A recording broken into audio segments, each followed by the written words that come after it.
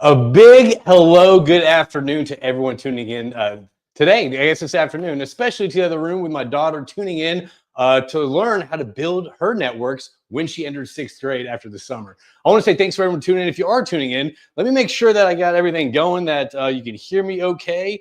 If so, just chime in the comment section. Let me know where you're tuning in from. And yeah, okay. And I want to say again, the whole point of this is to help you build your networks and your connections at networking events. Right now, in this current environment, it's so crucial to build your network.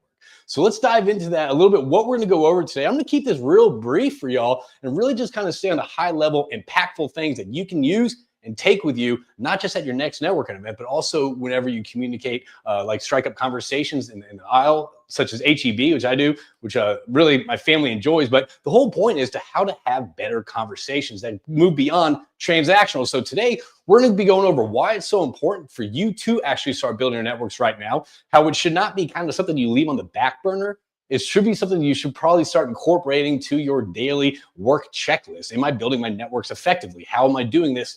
And why I should be building my networks. The second thing we're getting into is how to actually stand out at networking events, how to actually approach people in a different manner. The third thing we're gonna do is moving past transactional conversations, which everyone is kind of tired of, and you can sniff it out a mile away. And we're gonna get into transactional versus relationship interactions here shortly. We're gonna go over some tricks, some things to avoid, and then we're gonna wrap it up with, I think, something that's probably one of the most crucial pieces of tools in your toolkit to utilize, which is, hey, developing your elevator pitch. All right. And it's a fun exercise, and we don't realize when we need an elevator pitch, but we're going to dive in on where we need some. All right.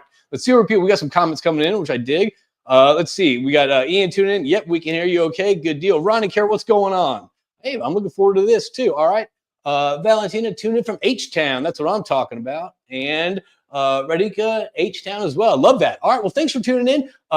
Again, if you want to learn more about this, connect with me after. We do have some sales seminars, which this is from. So let's dive into kind of the whys. And I'm going to be trying to, in reality, I had a whole presentation and I haven't uploaded. However, I think that if I'm going to get lost in the presentation, it's going to get boring. So this can be a real kind of live, off the cuff conversation that we're going to address all these simple things for you to do to have better networks. So again, let's start with the why.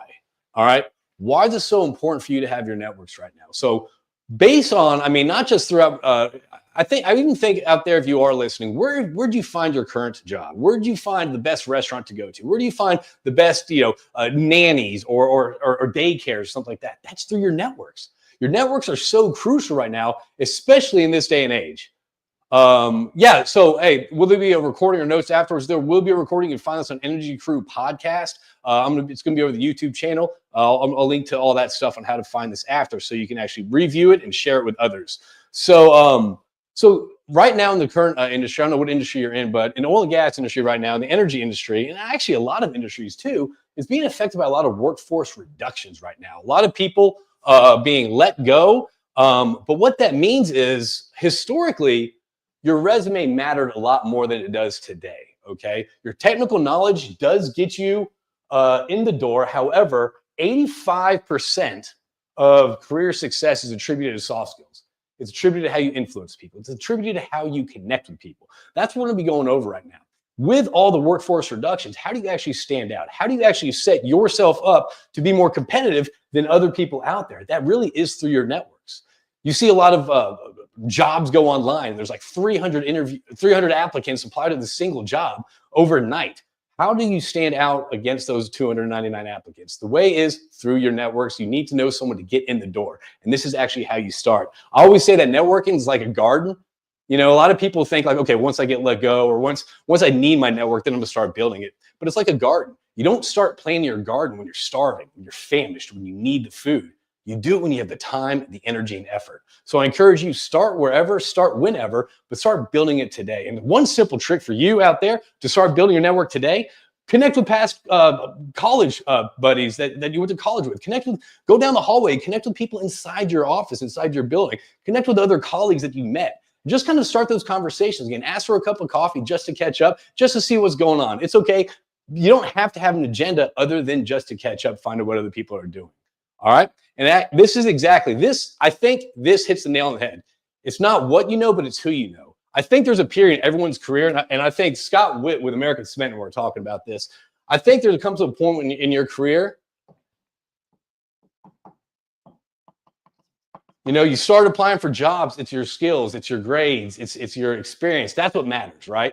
That's what sets you apart from every other else. So where'd you do your internships at? Where'd you do this at? That's on the, where is it? That's on the what you know chart, right?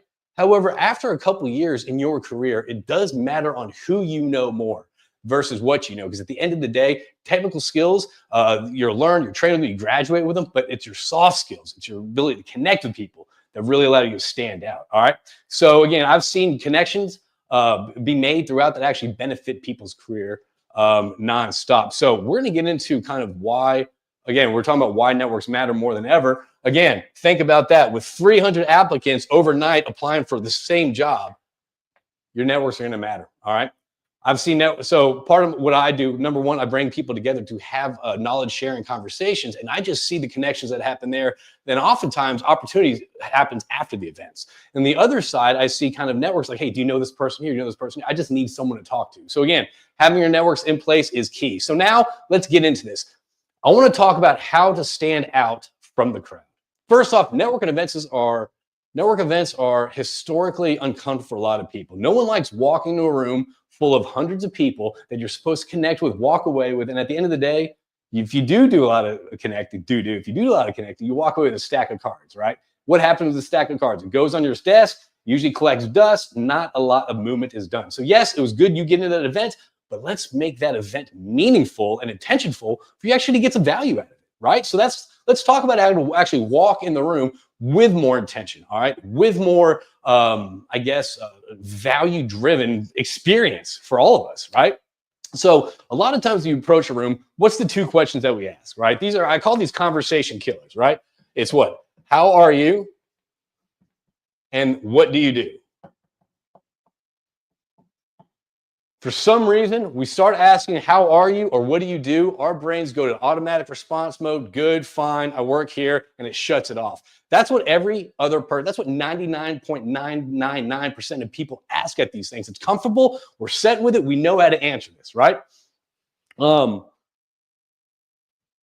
right, let's see what Nathan says. I love people chiming in the middle of this. I love it. As AI continues to take over, your network is part of your moat that AI won't touch. We had a conversation about this with Jeff Krimley yesterday, actually, about the importance of having these human conversations and your network. So good point, Nathan. So when you are walking these conversations, you all walk in the rooms, avoid conversations that first off, you personally don't care about, but second off, kind of turn the other person off. Again, that's how are you? What are you doing? These questions, they're just stale. They don't really, you're not standing out. You're really blending in. All right. So how do you actually really stand out and actually have conversations where the other person's more engaged, where you're actually stepping out? Excuse me.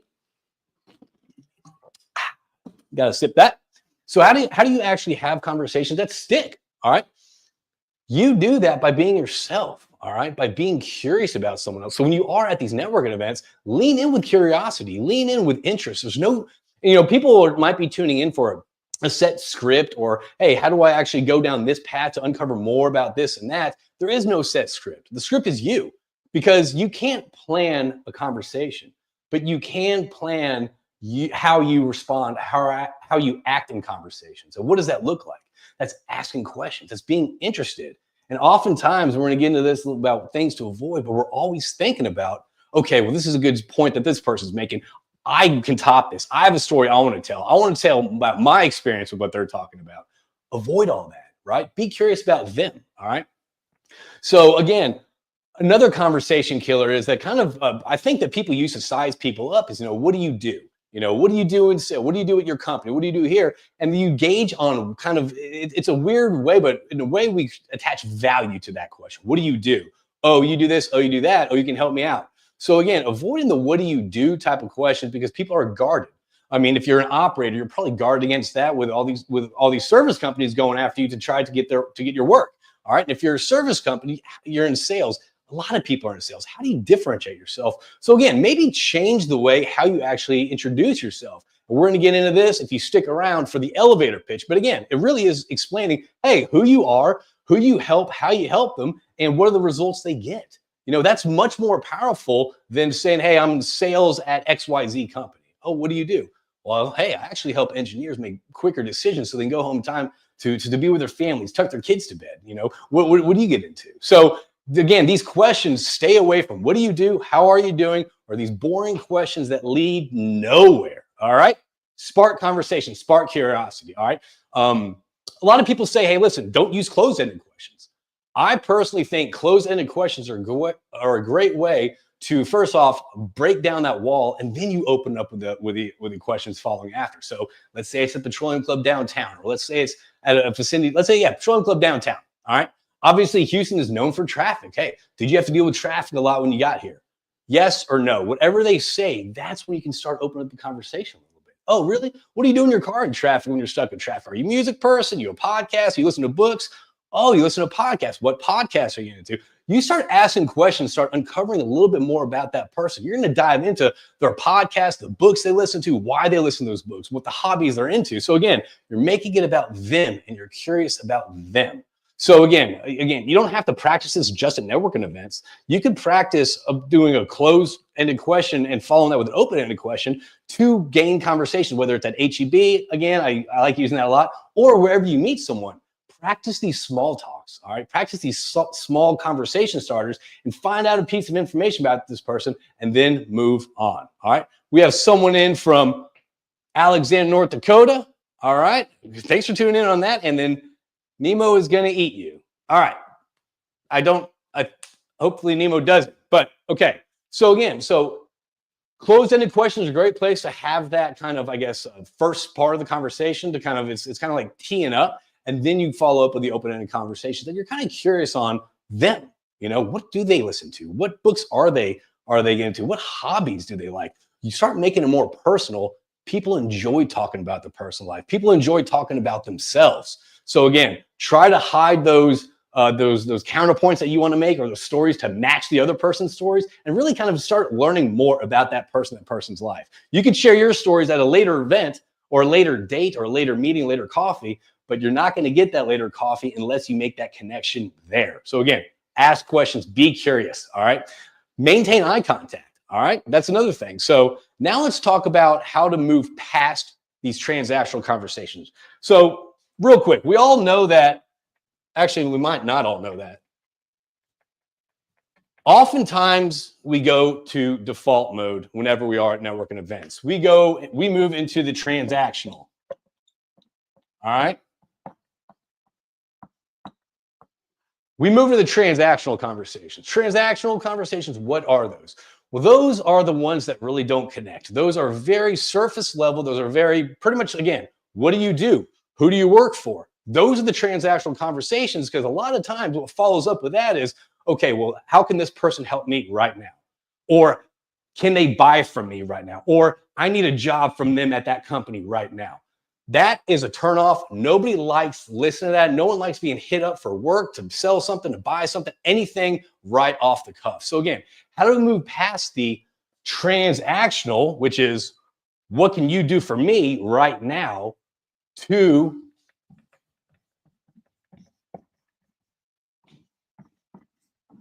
the relational type of conversations, to the relational type of interactions you have with someone, so you actually can get to the transactional conversations down the road. So how do you bypass the transactional, what can you do for me right now, to relationships where what are you into? Where do we align at? How can I help you? All right. So the first thing that I think that what we can do, Nemo has Riz. Okay, well, Nemo's got Riz. All right, I dig that. So, all right. So how do we, sorry about that. I like when people come in. And if you have any questions or anything like that, please chime in, and we'll be sure to answer them either at the end or whenever they pop up. So how do you get to the relational style conversations? Well, first off, that shows that you actually have to care about that person. All right. One trick to get to the relationship type of conversation is to get more involved in what that person's doing. Again, this stems from what we just talked about being curious and being interested and asking these questions that aren't the how you doing, what do you do for work, or anything like that. These are the questions that kind of are that motivate or inspire the person. So you can even ask like, hey, well, what are some of your goals you're working for towards this quarter? Or like, hey, listen, it's kind of a real dumpster fire right now in this industry. It's real pessimistic. What are some good stuff that you're working on? Tell me some exciting news about you. Once that starts happening, you start making it about them and you start talking about positive things in their lives, it releases dopamine. It releases dopamine to the person you're talking to. So even if you get like one word in or two words in, they're going to walk away thinking, wow, I really like that JP. That was a great conversation when all they did is talk about themselves, what excites them, what they're passionate about. All right. Another way to get to the relationship side of the thing is, I guess it's the Good Samaritan. It's how do you help someone without asking for anything in return?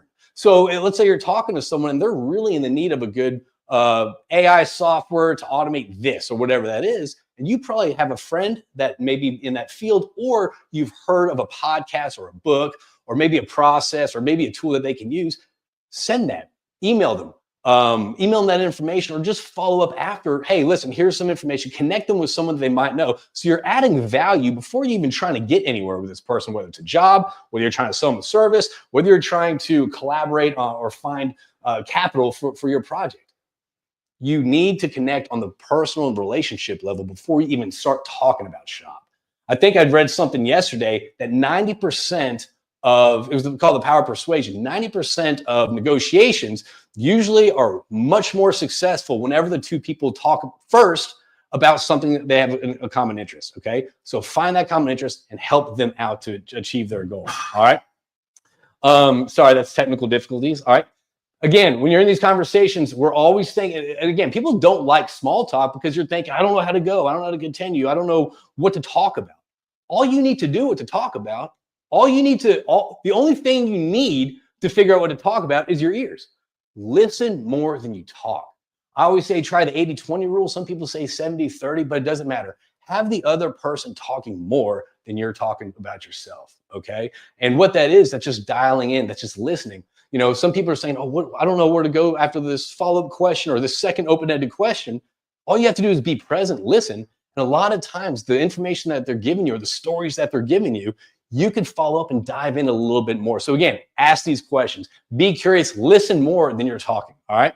And again, when it comes to, if you are in the service side and all that stuff, people think that, okay, well, if I have 5 minutes of this potential customer's time, I'm going to sell it. I'm going to lay it on the line, why he needs to buy our service, what we do, and list our features. That's actually why networking has failed so much, because over the course of the decade, price and cost has become paramount with a lot of decisions. So what leads to that is go out, get the work, go out, get the work. So a lot of people just lead with these transactional conversations, these sales pitches at these networking events. These sales pitches, and I saw some person close out a tab when I was up in Fort Worth, and someone was trying to pitch them when they were trying to close out a tab. So again, there's a time and a place for everything at networking events over a cup of coffee. These is where you should be building the relationship, the relational conversations over transaction conversations. Again, there's no formula to this. I want to make this clear. This is life. Life is, it's constantly moving, it's constantly changing. There's no set answers. So when it's not, I met them once, I had a coffee once, and now I'm going to pitch. Have it build naturally. Start asking questions, finding out what their problems are, what challenges they're faced with, and kind of what they're done with at work. All right. What else we got? All right. So now we're going to talk about kind of like some tricks that I use, that kind of I've read about and I've learned about that work. All right. Let's see what's happening here. All right. Oh, here's my brother from Liberty Drilling Services. Be sure to connect with David. Exactly, JP. That's what I'm talking about. Great points, JP. Thanks for doing this. Exactly. I love it. This keeps me motivated to keep doing this. I was afraid that no one would tune in, only my daughter in the other room, but hey, I appreciate y'all being here. All right. So now some tips that kind of work whenever you are walking into a networking event. All right. Brandon, I love this. I'm going to get to you shortly. We got a lot to unpack here. So whenever we are talking about some tricks and tips that work. So first off, you got to think about this. Walking into a room, how do you want to be perceived? For me, walking in the room, shoulders back, phone away, phone not being there, smile confidently. You want to be confident when you walk in this room. A lot of people are very nervous, a lot of social anxiety. I get it. I'm part of those people too. But people People portray you on how you project yourself. Okay. So again, be confident when you walk in a room. All right. When you walk up and you are start engaging with someone, smile, make eye contact, put that phone away. It's so easy. How easy it is. We're kind of sitting there. It's quiet, awkward pause. We pull out our phone. That distracts and that takes away from the conversation. All right. Again, a great opener is literally call the elephant out. Right. So let's say you do. So there's 3 ways to go to a networking event. First off, the first way, you tag up with a buddy and you go, and y'all just talk to each other the entire time. Sure, that's great. You went, you might hear a great speech, but you really didn't get anywhere. The second way is you go with somebody. Hold on a second. Yeah, you go with someone that you don't know, or someone you know. You go solo, you stand there on the wall, and you walk away saying, hey, I went to a networking event, didn't meet anyone, boo-hoo. Or the third thing is you just get uncomfortable. Right? You approach these crowds, you approach these circles, you approach the individuals that are kind of standing off by themselves. Just introduce yourself. Hey, this is my first time at the event. What are you doing here? Like, have you been at an event like this before? What did you get out of it? Tell me about your previous experience at this event. Hey, I told myself I'd meet 3 interesting people today. I'm down to 2. I need to meet 1 more. Hi, how are you? I'm JP. So again, being obvious, addressing the elephant in the room, saying, hey, listen, these events are really awkward. I'd love to just kind of tag up and just say hello to you and just start having the conversation there. Again, start asking, is this your first event? What other events do you go to you find valuable? Start talking about that and then just kind of peel off on the personal side of things. All right. Again, another thing that you can do is at these networking events, address in the room. A lot of times, whenever I've noticed this before in my previous career, whenever you do kind of get tied up with someone, you kind of stay with them for the entire event of the entire duration of the event. It is okay to cut off conversations to follow up later. And honestly, have an out. Have an out. Say, hey, listen, it's a great conversation. I've been meaning to catch up with this person over here. I'd love to exchange information and follow this conversation up later. Right? So again, connecting, it's not about collecting cards. It's about having impactful conversations. So have these conversations with people. Actually ask these questions that you're very curious about, that you're very inspired about, and just kind of learn about them and go from there. Again, follow up with them after. That's another key thing to do about this. A lot of people don't follow up. Again, they'll walk home with a stack of cards that'll collect dust on their desk. So when you do follow up with someone, don't send a generic, hey, nice meeting you at the IEDC lunch. It was great. Let's stay connected. Boring. That doesn't get hit anywhere. That does not equate to any inbox equity on your stake. So when you are having these conversations with someone, follow up with something you talked about, whether it's AI, automation, SIMOps. You know what I'm talking about, Brandon. All right. So yeah, again, you're there to list. Again, I host these other events where we bring in, operators and service companies. A lot of times service companies, they're chomp at the bit to say what they do. They chomp at the bit to talk about their company and the features of their company, what they do. And that just shuts people down. People don't like being sold to. It's fascinating to me that, as humans, we know why we buy. Why did I buy an iPhone over a Samsung Android? I bought an iPhone so I can take pictures of my toddler daughter who's running around. I didn't buy it because the CPU process and the microchip, the camera graphics, or anything like that. So understanding people's why is so crucial. All right. So again, don't clutter it up with a pitch, please. All right.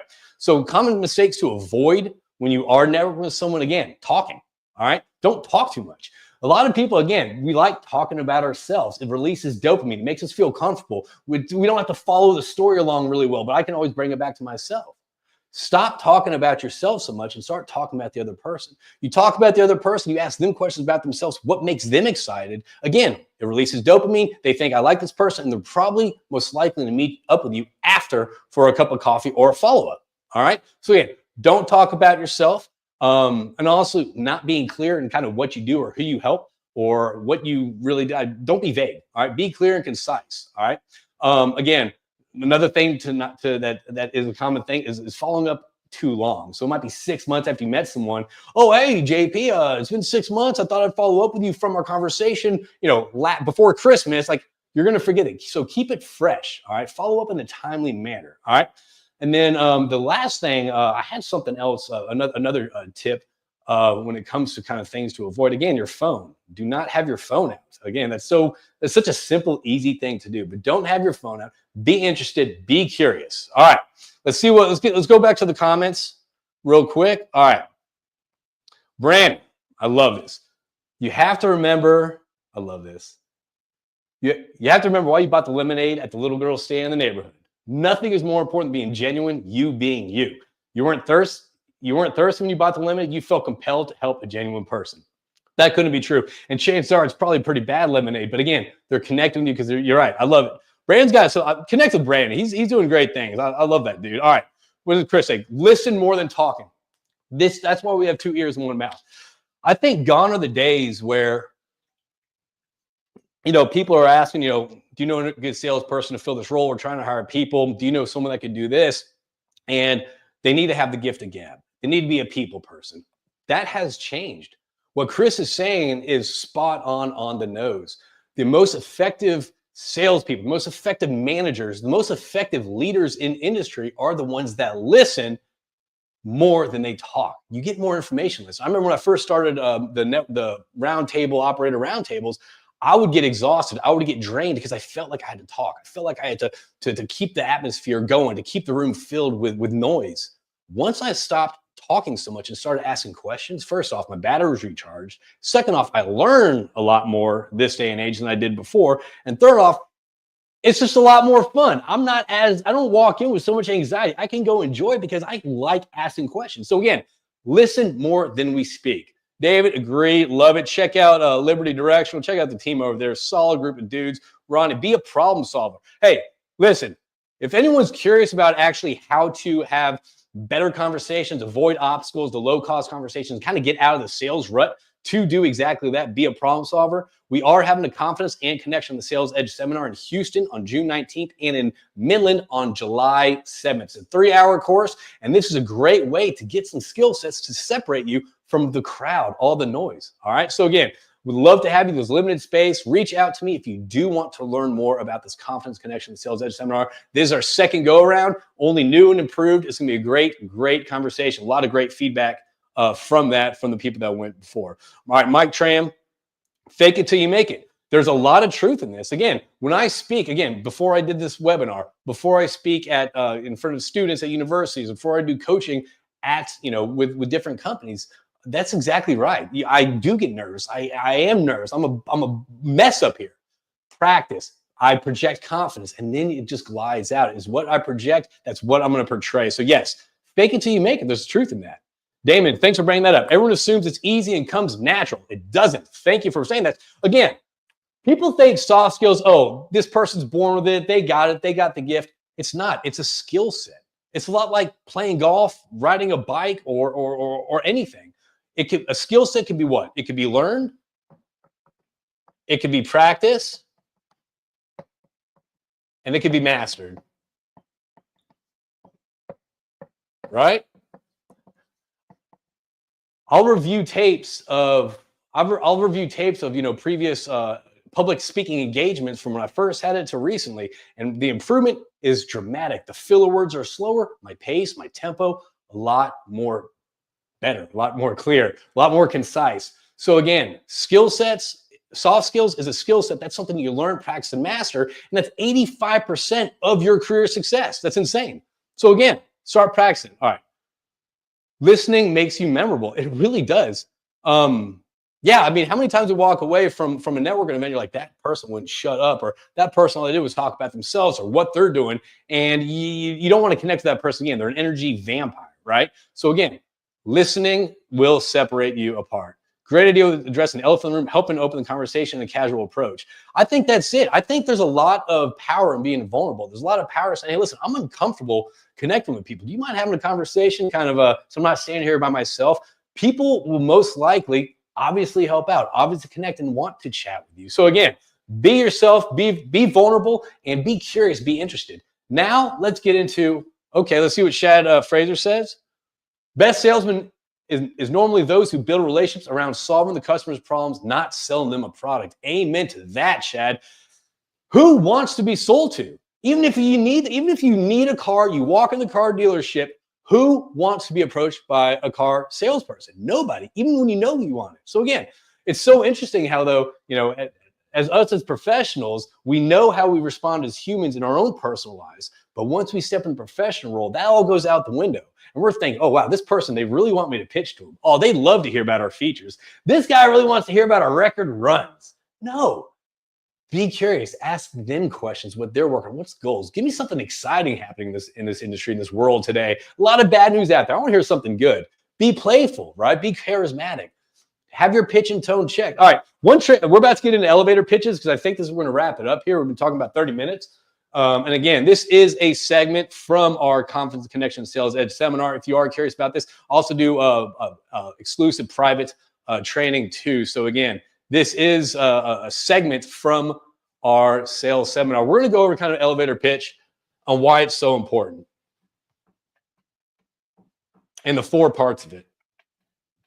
So again, this is one of those things, just like soft skills, just like presentation skills, just like networking. People think, okay, well, I'm going to handle that whenever I need it. All right, I'm going to learn that skill set whenever I kind of get to that situation. I need to go down the road and have a network or have presentation skills or public speaking skills. As it's a skill set, you're not going to go take one lesson in golf and go out there 3 months later and expect to play well, right? It's a constant thing you have to practice. So one of the things that I encourage people to do, whether it's public speaking or elevator presentations, is set up a camera and film yourself. Film yourself. Are you fidgeting too much? Are you making, no eye contact? Are you rolling this? Are you not being clear? Are you listing your resume and not your value? All right, there's a difference between that. Your resume is pretty much your LinkedIn page, but your value is what makes you unique, what makes you different, what makes you valuable to that organization. So, okay, so real quick, we're going to dive into this real briefly. And again, you want to learn more about kind of these conversations, connecting better with your target audience, navigating obstacles, just having better conversations, and getting out of that sales rut. Check out the seminar. But there's 4 parts. That is an N. That is a bad N. All right. The first part's your intro. Real brief. And honestly, your elevator pitch isn't just for networking events. Think about this. If you're single, it's for dating. If you're in the elevator with your manager, hey, what are you working on? You can briefly fill in real quickly, real concisely, and you sound very competent. So having a good elevator pitch ready, practice, rehearse is crucial because you use it through so many different times of your life throughout the different days. Go with me here, all right? It's whatever, go with me. All right, so the first part's your intro. That's who you are and kind of what you're all about, all right? Who you are and what you're all about. Hey, my name is JP Warren. I'm the founder and coach of Exec Crew. I really like bringing people together and also building people up, right? The second thing that we do is our unique value add. What makes you unique? What makes you different? What are you passionate about that you're doing in your role? So again, if you're a drilling engineer, or let's say you're a student trying to be a drilling engineer or something like that, like, hey, listen, I'm really passionate. I really dove in on drilling efficiencies utilizing AI. That's really what I kind of really enjoyed doing my previous summer or my previous role, my previous project that I had. I really dove in on that and I really found it fascinating, right? The third thing is, and let's say this, whether you're in sales, whether you're looking for your next role, or whether that is, that's the organizational value. All right. How does my passion for drilling efficiencies, AI, how could that help your company? So you got to think about this kind of like a puzzle piece, right? How can I help you, right? So, hey, my name is JP Warren. I really like bringing people together and building people up through skill set development. I really enjoy, I think my, what I bring to the table is a lot real world, realistic tips and tricks. I see the benefits and results from a lot of different clients I work with. Your organization, I see that you're using outdated sales methods. I think some new, fresh sales conversations, training, and approaches would benefit you. And the fourth part is the follow-up, the close, the call to action, right? Hey, really enjoyed this conversation. I think there's something we could probably discuss later. Let's meet up at a later date to continue this conversation. Or hey, if that interests you, let's follow up next Tuesday. So again, you got to think about your elevator pitch. And when you deliver it, it's 4 parts. And the best part about 4 parts, if you get interrupted on one part, you know where to jump back in. So you don't have to start fresh, start over. Start practicing block 1, block 2, block 3, block 4. And another way to do this is kind of what we talked about in the beginning of the webinar. Who are you? Who do you help? How do you help them? And why do you help them? Like, what's the benefit to them? So who are you? Who do you help? Why do you help them? And what's the benefit? Again, practice this in your car, practice this, film yourself. And in reality, that's kind of it. So again, thank you for tuning in, everyone. If you have any questions or any feedback or thoughts, please chime in. You can also find this on the Energy Crew podcast. We'll be releasing this. And again, if you do want to dive in more about, again, getting out of the sales rut that people constantly find themselves in, navigate obstacles in conversations with your customers. And again, this isn't just for salespeople. This is for founders. This is for managers, new managers that want to influence a little bit more and connect with them, with your team a little bit more. So I want to thank everyone out there for tuning in.